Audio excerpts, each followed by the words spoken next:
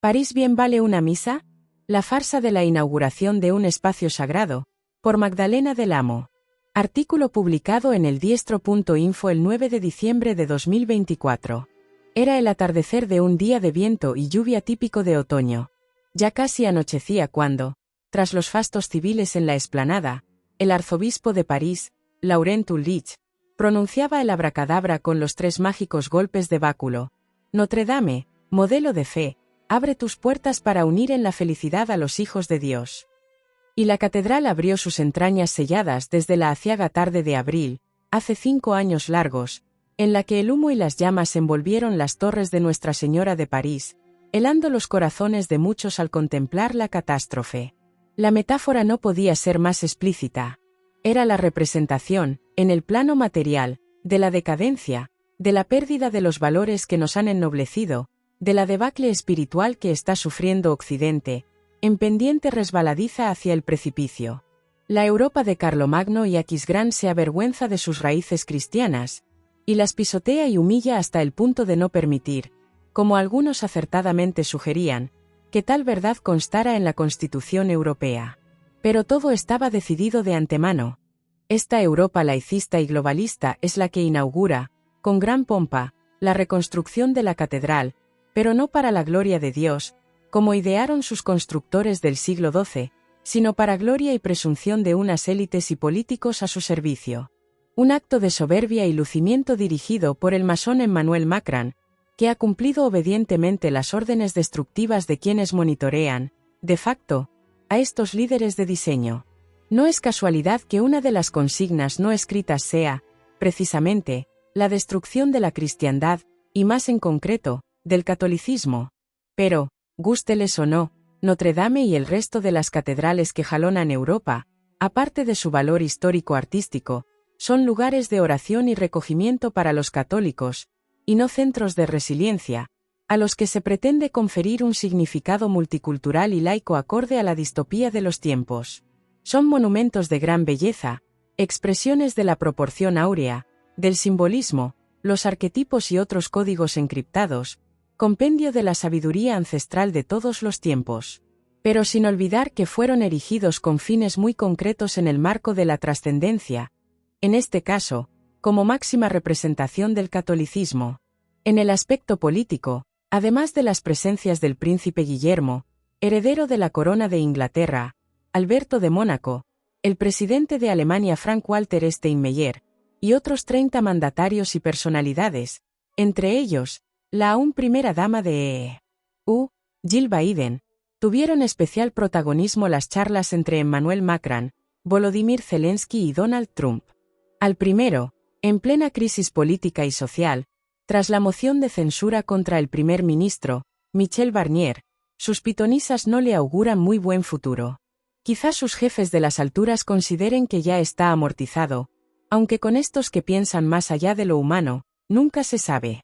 Fue, sin duda, el protagonista de la jornada y presumió de lo lindo ante la concurrencia, si bien sus palabras eran de fábrica, grandilocuentes y más bien huecas. Hemos redescubierto lo que las grandes naciones pueden hacer, lograr lo imposible, hemos elegido el inicio, la voluntad, el rumbo de la esperanza. Y para que esto sea posible, una fraternidad sin precedentes. Y se quedó tan ancho presentando el milagro. Trump prometió poner fin a la guerra de Ucrania, pero quizá Zelensky no esté de acuerdo con los planes del nuevo inquilino de la Casa Blanca. A partir de su toma de posesión el próximo 20 de enero, veremos cómo se van sucediendo los acontecimientos. También hay que hablar de quienes declinaron la invitación. Es el caso de Ursula von der Leyen, de Pedro Sánchez, del rey Felipe VI, o en su lugar de algún otro delegado del Reino de España. Se habla mucho de la silla vacía de los representantes de nuestro país, y se hacen mil cábalas sobre los motivos de sus ausencias.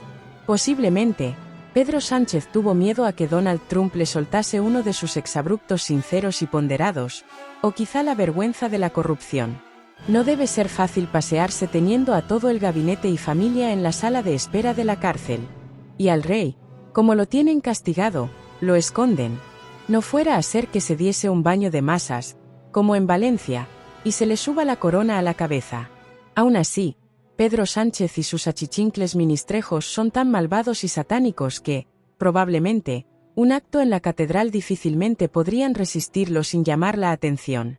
Los posesos no pueden disimular y reaccionan violentamente ante lo sagrado. ¿Y ellos están posesos? La ausencia del Papa Francisco también se hizo notar. No quiero hablar demasiado en su contra aquí, pero preferiría que la historia lo recordara como un pontífice mártir, por no haberse hincado ante los enemigos de la Iglesia y de la humanidad, que, como un papa cobarde y corrupto o un antipapa, como muchos quieren declararlo. Aún así, Francisco envió unas palabras deseando que, en esta etapa, la catedral pueda constituir un signo profético de la renovación de la Iglesia de Francia. No sabemos a qué se refiere, en concreto, si desea que la Iglesia francesa vuelva a la tradición o siga avanzando en el laicismo. Se especula sobre si la causa del plantón podría deberse a la performance blasfema de los Juegos Olímpicos de París, donde se ridiculizó la Última Cena, o el hecho de que hayan incluido en la Constitución francesa el aborto como derecho. No creemos que sea nada de esto. El Papa está muy acostumbrado a recibir a ladrones condenados, como Cristina Kirchner o a nuestros representantes comunistas partidarios de la perversión de menores. El acto, bastante abigarrado, fue una noticia más para la prensa diaria, eso sí, con mucho colorido e incluso carnaza para el cotilleo. Pero encierra otras lecturas y claves no muy fáciles de descifrar, debido a los aspectos que engloba, lo geopolítico, lo social y lo espiritual, en un estado de transición del pasado al presente, en un fin de ciclo apocalíptico. Y aún sin piedra de Roseta nos permitimos un humilde intento en interpretar, deducir y, sobre todo, hacer varias preguntas dignas de polígrafo. ¿Por qué tantas personalidades políticas en la inauguración de un templo católico, cuando al catolicismo lo están dinamitando desde todos los frentes? Quizá es el asalto de un barco pirata para colocar su bandera en uno de los iconos del catolicismo, como si se tratase de un monumento más, a pesar de la representación eclesiástica, encabezada por el arzobispo de París, más de un centenar de obispos, sacerdotes y miles de feligreses. Los mandatarios asistentes poco tienen que ver con la fe, aunque es de agradecer que Donald Trump deteste el universo woke, defienda la vida y tenga siempre palabras de apoyo para el cristianismo y termine sus discursos diciendo, God bless America, Dios bendiga a América. Otra circunstancia que no puede pasar inadvertida en este análisis es la condición de París como ciudad masónica, que fue diseñada según el gusto de Napoleón III, enemigo acérrimo del catolicismo, conspirador contra la monarquía de Luis Felipe, masón declarado y miembro de la secta de los Carbonarios. Tras la Revolución Francesa, la masonería ha regido siempre el destino de Francia. Según los historiadores, antes de ser votadas en el Congreso, las leyes siempre se redactaban y se votaban en las logias. Ahora también, para completar este punto, he aquí una cita del masón Thierry Fouquet, a propósito de los ataques criminales, del siglo XIX, por parte de la Comuna y la masonería contra la Iglesia, que consistieron en quemas de templos y conventos, miles de asesinatos de ciudadanos y sacerdotes, incluso el arzobispo de París, fusilamiento de militares y destrozo de bancos, comercios y edificios históricos. Masones de todos los ritos y de todos los grados, la Comuna, defensora de vuestros sagrados principios, os llama en torno de ella. La instrucción que hemos recibido en nuestros talleres nos dictará a cada uno de nosotros el deber sagrado a cumplir. Y esta otra, la Comuna es la más grande revolución que el mundo ha contemplado. Ella es el nuevo templo de Salomón que los masones tienen el deber de defender. El masón, miembro del gobierno, contestó, el fin de la masonería es el mismo de la Comuna, a saber, la regeneración social. ¿Qué parecido todo esto a los actos criminales del Frente Popular de España en los años 30 del siglo pasado, que quieren esconder con el cambiazo de los hechos, en virtud de la orwelliana memoria histórica? Estaban dirigidos por los mismos, y han vuelto, con la diferencia de que ahora es un tema global, una suerte de pandemia ideológica. Por eso es importante conocer esto para poder combatirlo. No vamos a incidir en el aquelarre masónico de la inauguración y clausura de los Juegos Olímpicos, plagadas de simbolismo obsceno, irreverente y satánico. Nunca mejor dicho, en una de las escenas se hacía descender sobre el planeta Tierra al ángel caído. Pero estos detalles pasaron inadvertidos para el público, que mira, pero no ve, que oye, pero no entiende. No fueron capaces de percatarse del simbolismo que enmarcó las Olimpiadas, pero subliminalmente sí lo han integrado en sus cerebros, lo cual anula los radares naturales que alertan del peligro. Se exaltó la prontitud de la reconstrucción y se agradeció a los bomberos y a los trabajadores. Se dieron todo tipo de datos y se hizo gala de cómo el hombre fue capaz de devolver el esplendor a esta joya. Está bien, pero ni una palabra sobre lo que significan los lugares sagrados. El acto no deja de ser una farsa, una puesta en escena relativista para lavar las vergüenzas mundanas y robarle la sacralidad al emblemático templo. Dejando a un lado a los fieles y eclesiásticos y ateniéndonos al resto de asistentes, habría que preguntar, ¿saben rezar? ¿Lo han hecho? ¿Saben que Notre Dame, así como otras catedrales, son símbolos de la Jerusalén celeste?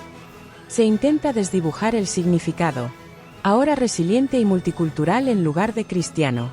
Para muchos es como visitar el Coliseo de Roma, el Partenón de Atenas o las pirámides de Egipto. Es lo que quieren. Quizá por eso el Papa Francisco no acudió. Sería demasiado evidente su falta de concreción ante lo que se estaba celebrando.